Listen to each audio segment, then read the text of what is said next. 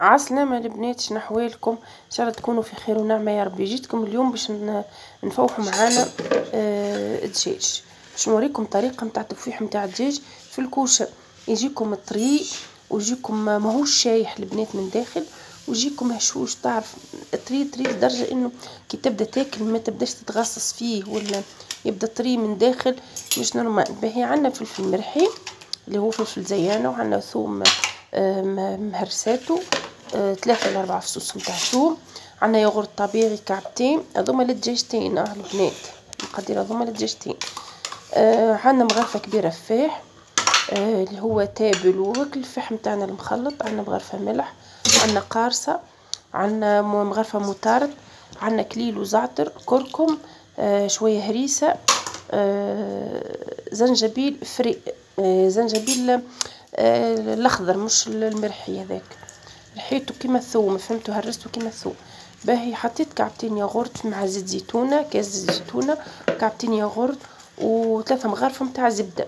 مهم جدا البنات الزبده لهنا والياغورت هما اللي باش يخلونا الدجاج نتاعو يبدا طري، فهمتوا البنات؟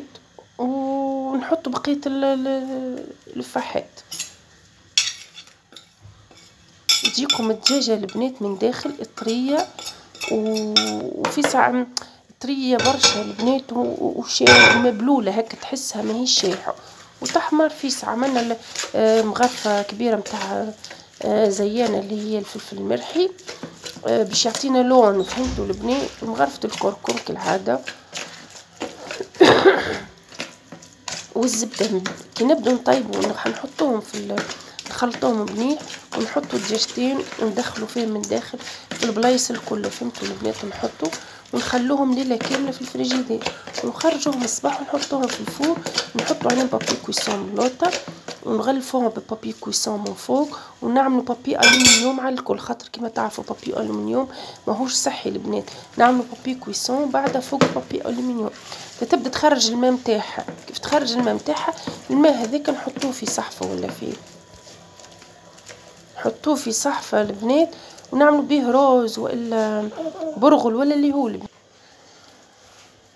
باهي البنات. هنايا باش نحط الدجاجات نتاعي، دجاجتين مش كبار البنات، متوسطين، نغطسهم في الفاح بالكدا ونخليهم في الفريجيدير يرتاحوا لمدة ليلة كاملة البنات، يرتاحوا في عقلهم باش يدخل فيهم الفاح من داخل.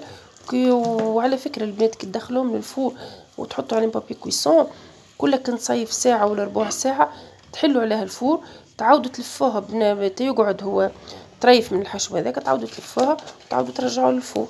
شاهي طيبة البنات.